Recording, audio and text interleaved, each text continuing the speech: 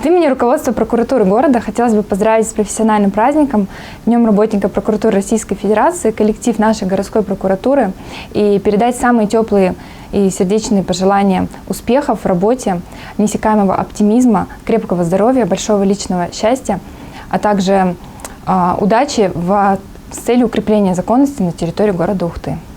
Хотелось бы подвести небольшие итоги за 2015 год. Так, в 2015 году прокуратуре города было разрешено свыше 3000 обращений граждан, среди которых были в том числе обращения обоснованные, по которым были приняты меры реагирования. К таким обращениям, например, относятся взыскание заработной платы, по ним были заявлены иски. Кроме того, были обращения в сфере нарушения жилищных прав граждан, например, обращения от детей-сирот, либо от иных категорий граждан, по ним также были либо заявлены иски, либо внесены соответствующие представления.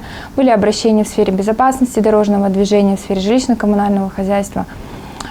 Всего в 2015 году прокуратурой было выявлено свыше 2000 нарушений законодательства в целом на территории города Ухты.